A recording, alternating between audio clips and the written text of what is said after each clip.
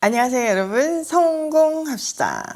성경을 묵상하다 보면 하나님이 진짜 우리 삶의 구석구석까지 케어하고 계신다는 게 느껴지잖아요. 오늘 본문에서도 참 여러 가지 상황 속에서 여러 가지 법을 만드심으로 우리 삶을 보호하시는 그 하나님의 사랑을 느낄 수 있는데요. 한번 들어가서 보도록 할게요. 자, 1절. 남녀가 결혼을 하고 난 다음에 남편이 아내에게서 수치스러운 일을 발견하여 아내와 같이 살 마음이 없을 때에는 아내에게 이혼 증서를 써주고 그 여자를 자기 집에서 내보낼 수 있습니다. 자, 이혼 증서를 줘서 이혼할 수 있다는 그런 조항인데요. 사실 이거는 이혼을 허용하고 권장하는 그런 법이 아니라 무분별한 버림을 방지하는 여성을 위한 어떤 안전장치라고 보시면 돼요. 고대 군동에는 여자의 지위가 훨씬 낮았잖아요. 그러다 보니까 남편이 어떤 사소한 이유로 아내를 쫓아내는 일이 정말 허다했는데요. 심지어는 어느 날 그냥 미워 보이면 그냥 내보낼 수 있고,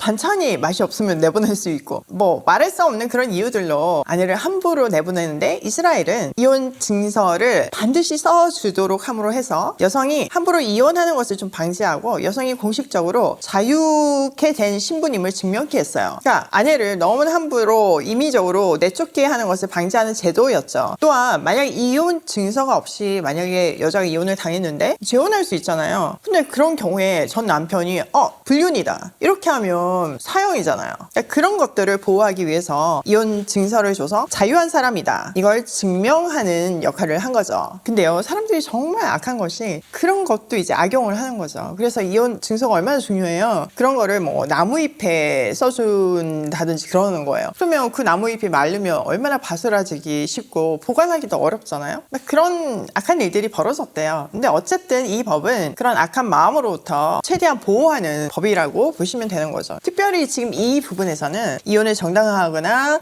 전반적인 규례를 제시하는 것이 아니라 지금 이제 이어지는 2절에서부터 4절 내용을 그 많은 목적에서 주셨거든요. 그 사례 한번 볼게요. 2절. 그 여자가 그의 집을 떠나가서 다른 남자의 아내가 되었는데 그 둘째 남편도 그 여자를 싫어하여 이혼 증서를 써주고 그 여자를 자기 집에서 내보냈거나 그 여자와 결혼한 둘째 남편이 죽었을 경우에는 그 여자가 이미 몸을 더럽혔으므로 그를 내보낸 첫 번째 남편은 그를 다시 아내로 맞아들일 수 없습니다. 이런 일은 주님 앞에서 역겨운 일입니다. 당신들은 주 당신들의 하나님이 당신들에게 유산으로 주신 땅을 죄로 물들게 해서는 안 됩니다. 자, 여자가 이혼한 후에 다른 남자와 재혼했는데 다시 헤어질 수 있잖아요. 또 남편이 사별할 수 있잖아요. 이런 경우에 전 남편으로 돌아갈 수 없대요. 왜냐하면은 이미 몸이 더럽혀졌다고 되어 있는데, 근데 정확하게 이게 무슨 의미인지 알려지지 않았어요. 근데 그냥 추정할 수 있는 거는 종교적으로 부정하게 되었다는 의미라고 생각하는 거죠. 분명한 것은 하나님은 일부 일처제를 원하셨잖아요. 그게 처음 계획이었잖아요. 아담과 하와를 보면 알 수 있죠. 근데 인간의 재성 때문에 시간이 지나면서 다처제가 생겼고 또 이혼을 하는 경우가 생겼어요. 하나님은 그거를 허용하시고 그 상황 속에서 최대한 그들을 보호할 수 있는 법을 주신 거예요. 그렇기 때문에 이혼이 당연한 권리도 아니고 악용되어서는 안 되잖아요. 그래서 이혼할 때 아내가 다른 남자와 이혼하면 다시 결합할 수 없다는 조건을 담으로 해서 이혼을 굉장히 신중하게 생각하도록, 쉽게 헤어지는 일이 없도록 하는 율법으로 해석할 수 있어요. 자, 5절. 아내를 맞은 새 신랑을 군대에 내보내서는 안 되고 어떤 의무도 그에게 지워서는 안 됩니다. 그는 한 해 동안 자유롭게 집에 있으면서 결혼한 아내를 기쁘게 해주어야 합니다. 신혼 첫 해에는 군 복무를 면제해줬어요. 또 그 외에 어떤 사회적인 어떤 공적인 의무에서도 제외되었죠. 이거는요, 결혼이 단순히 개인의 일이 아니라 공동체의 가장 귀한 구성 조직이잖아요. 가장 작은 단위잖아요. 그 가정이 건강해야지만 전체 사회가 행복할 수 있잖아요. 그렇기 때문에 국가적으로 이 신혼 부부를 배려한 것으로 볼 수 있는 거죠.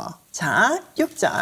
맷돌은 전부나 그 윗짝 하나라도 저당을 잡을 수 없습니다. 이것은 사람의 생명을 저당 잡는 것과 마찬가지이기 때문입니다. 이미 앞에서 이자를 받고 돈을 빌려주는 것을 금하고 있어요. 거기에 대해서 생활의 가장 기본적이고 필수적인 것을 저당 잡을 수 없음을 강조하고 있는 거죠. 대표적으로 맷돌을 저당 잡는 걸 금지했어요. 왜냐하면은 이스라엘은 농경사회잖아요. 그래서 맷돌은 그들의 주식인 빵을 만드는 굉장히 필수 도구였어요. 근데 이거를 담보로 잡으면 그 가정의 생계를 끊는 일이잖아요. 그러므로 이거는요, 약자 착취 금지의 상징적인 조항이라고 볼 수 있어요. 자, 7절. 어떤 사람이 같은 결례인 이스라엘 사람을 유괴하여 노예로 부리다가 판 것이 드러나거든 그 유괴한 사람은 죽여야 합니다. 당신들 가운데서 그러한 악의 뿌리를 뽑아야 합니다. 자, 사람을 납치하거나 매매하는 일은 금지되어야 한다고 말하고 있어요. 그러니까 노예 무역이나 인신매매와 같은 그런 행위들은 언약 공동체에서는 용납될 수 없는 중범죄였기 때문에 사형이라는 벌이 내려졌던 거죠. 자, 8절.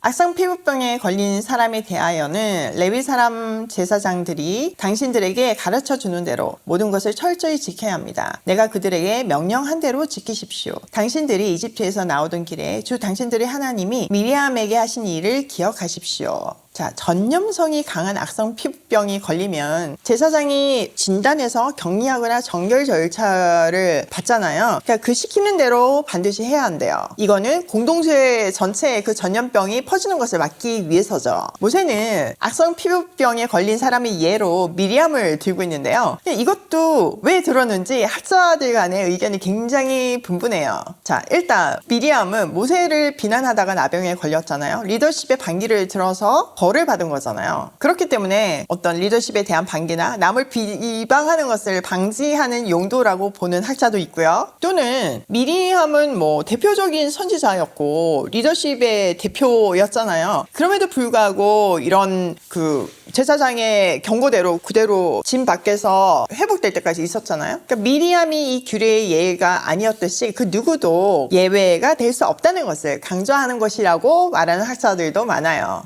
두 번째가 조금 더 설득력이 있죠. 자, 오늘 내용을 우리 삶에 한번 적용을 해보면요. 첫 번째, 하나님의 세세한 사랑이 우리 삶을 책임지신다. 진짜 우리 삶에서 일어나고 있는 그 구석구석에 대한 그런 법률들을 주셨잖아요. 그만큼 우리 삶을 케어하신다는 얘기죠. 그러면 지금을 사는 우리에게도 하나님이 진짜 눈동자처럼 지킨다는 것을 이 세세한 법률을 통해서 확인할 수 있는 거죠. 두 번째, 하나님 사랑, 이웃 사랑이 사람 사는 기준법이다. 진짜 그렇지 않나요? 성경은 하나님 사랑, 이웃 사랑으로 요약되잖아요. 그러니까 우리 삶이 하나님이 주인이시라는 것을 고백하면서 또 그 주신 사랑이 너무 커서 우리가 하나님을 너무나 사랑하고 그래서 그 사랑을 이웃에게 흘려보내는 인생, 그 인생은 아무리 강조해도 지나치지 않는 것 같아요. 진짜 가장 행복한 인생인 거죠. 세 번째, 공동체가 품어야 한다. 지금 산불이 정말 바람 타고 번지고 있잖아요. 너무 걱정이 됐는데 이 산불이 이제 그 울산, 양산으로 가면서 울산에도 위협이 됐나 봐요. 울산에도 보육원이 있는데 거기에 이제 오이 패밀리 이모 삼촌들이 계시죠.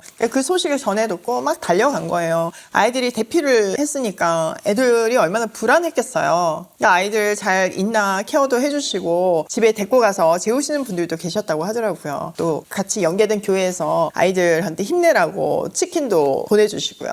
이 소식들을 들으면서 너무 감사하더라고요. 정말 우리 조카들이 이런 것들을 경험하면서 그래, 내가 힘들 때 우리 이모 삼촌들이 있지, 이런 생각을 하지 않겠어요? 세상에 나 혼자 남겨질 것이 아니라 이모 삼촌들이 있으니까 내가 힘들 때 언제든지 달려가서 의논해야 되겠다, 이렇게 생각되지 않겠어요? 새삼 오이 패밀리를 만들어주신 하나님께 너무 감사했어요. 여러분 다시 한번 감사드려요. 이렇게 그 울산에 있는 이모 삼촌들이 이 조카들을 만나게 된 계기가 그 5월달에 하는 오이 패밀리 파티예요. 그래서 얼굴을 보고 뭐 얘기를 나누다 보니까 마음에 정말 통하는 조카들이 생기고 연결이 되고 그 뒤에 물질 후원을 계속하는 이모도 생기고 더 가족으로 계속 만남을 지속하는 가족들도 생기고 여러 가지 모습으로 아이들 옆에 계셔 주신 거거든요. 여러분, 우리 지금 전국에서 열릴 오이 패밀리 파티 이모 삼촌들 모집하고 있는 거 아시죠? 많이 지원해 주시고 후원해 주셔서 이 놀랍고 소중한 만남이 시작되도록 동참해 주세요. 그러니까 하나님이 얼마나 기뻐하시겠어요. 그러니까 불이 난 거는 정말 국가적으로 너무 슬픈 소식이지만 그 와중에도 그 조카들을 품고 계신 이모 삼촌들이 계셔서 정말 얼마나 감사한지 몰라요. 오늘도 우리의 삶을 세세하게 책임지시는 하나님의 사랑에 감동해서 그 사랑을 이웃에게 흘려보내는 하루로 고고싱해요.